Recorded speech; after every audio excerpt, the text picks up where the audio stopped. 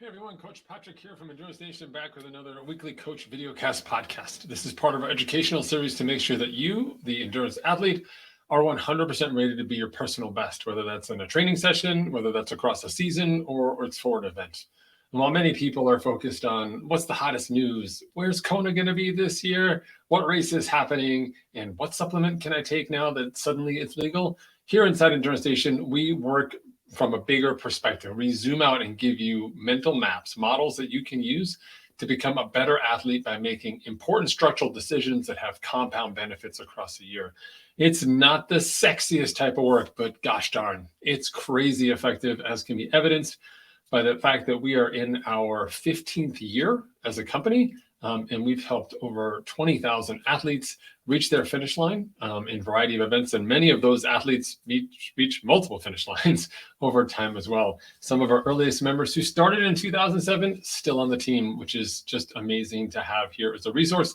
And just speaks volumes about the quality of people inside our community. Nothing about me, I'm just a guy, but for everyone else, just kudos and thank you for making Endurance Nation a special place. So as my microphone zooms in here, I want to talk to you this week about getting your endurance house in order.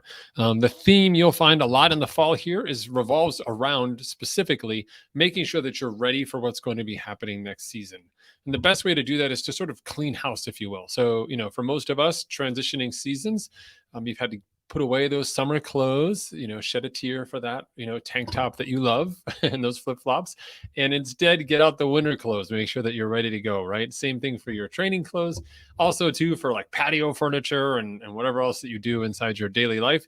The seasons are here, seasons are changing. And the best way to make sure that we're ready to move forward and succeed is to tie up all those loose ends. We want to get our endurance house in order. And I've got 4 specific topics that I want you to think about today. Number 1, perform an equipment review.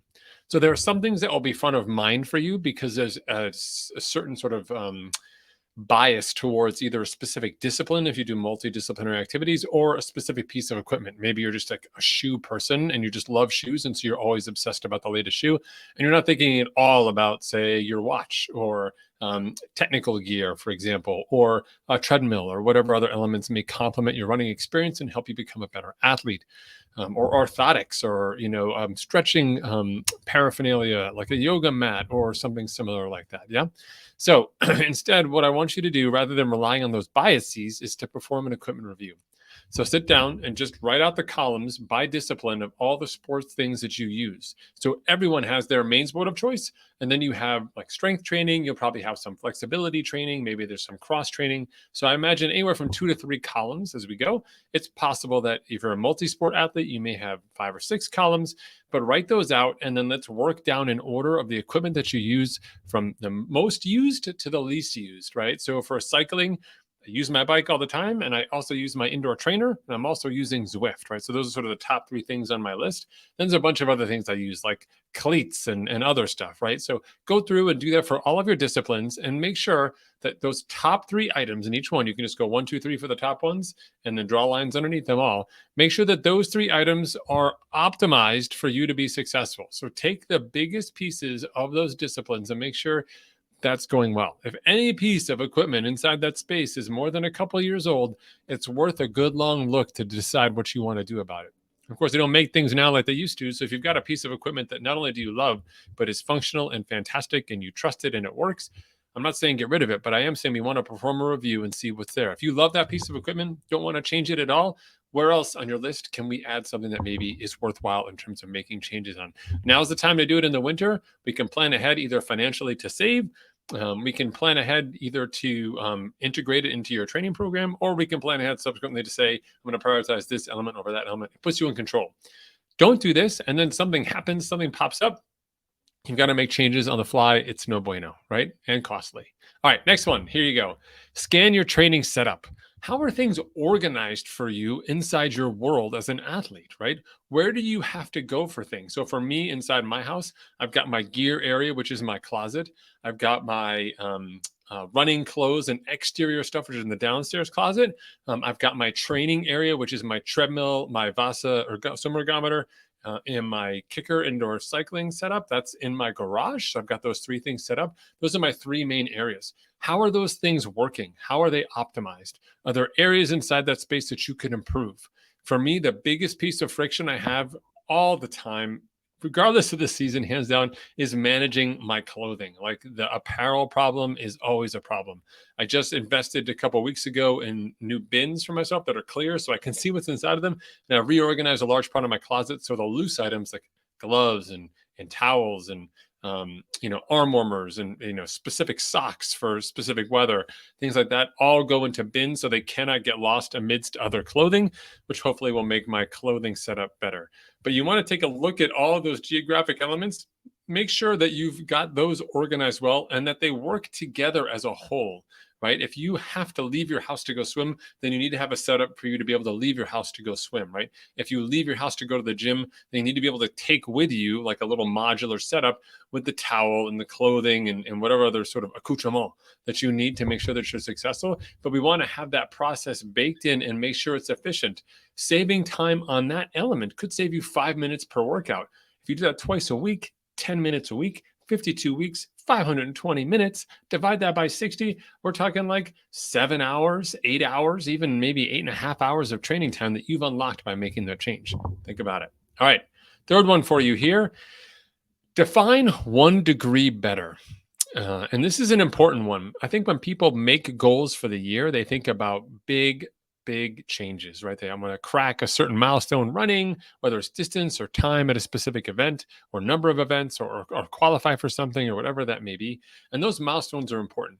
At the same time, I think it's also important to work at it from the opposite side of the equation as well and say, what would 1 degree better be for me, right? If I could swim 1 degree better, what would that be? Like, let me focus on that next thing first. So yes, I want to be able to swim, say 10,000 yards uninterrupted, right? Great, at a certain heart rate. Let's say that's my goal. Fantastic.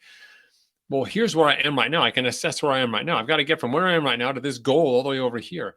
Well, I have to get there in small chunks. Define that 1 degree better for each of your sports, for your body composition, for your sleep. Really get in the habit of defining what that next incremental step will be and take that action. Have a bias towards action. Don't sit back and say, I can't do anything about my sleep until I buy that amazing sleep tracker. Instead, say, what can I do right now to make sure that this is going to be better by the end of this week? And we can all take those changes, make those changes, do that, and then get to work. I think it's super important, and I encourage you to take a look at that piece for yourself as well. Okay. The fourth and final piece for you as I blitz through this topic here, trying to get ready for the Men's World Cup game later today. I would love for you to specify 1 specific change you're going to make per month for the next 6 months. That's right. So I actually want you to map this out because life happens, right? We start off and say, hey, I'm really going to improve my body composition. You find your 1 degree better is, say, having a healthy lunch every day, right? That's your 1 degree better. Your goal is to lose 10 pounds that you need to lose and not just because of losing 10 pounds, right? I want you to make healthy decisions.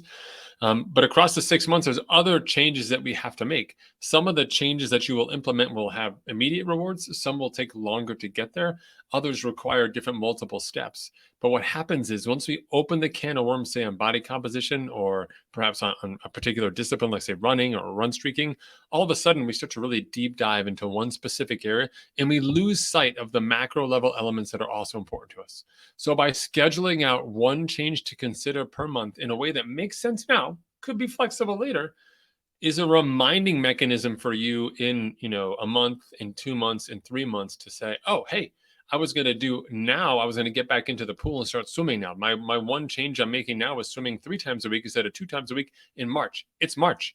I forgot about it, but I wasn't going to do it. But here I am again, and this is my goal.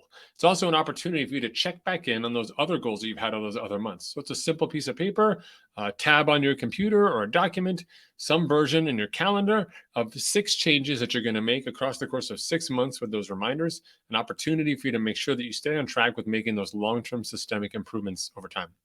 So when I talk about getting your endurance house in order, it's not just the logistics and the equipment and the cost associated with those items.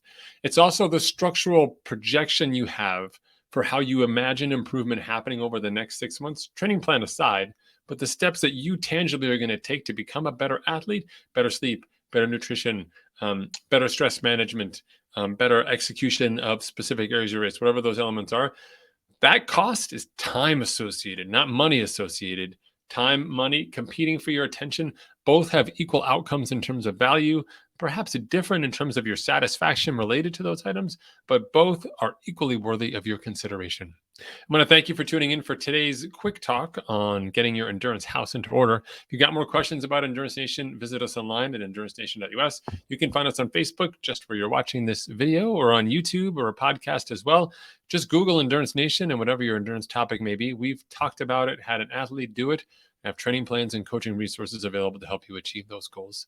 Hope you're having a fantastic week, enjoying this transition here we have right now into the fall, and look forward to catching up with you next week at our next conversation. See you.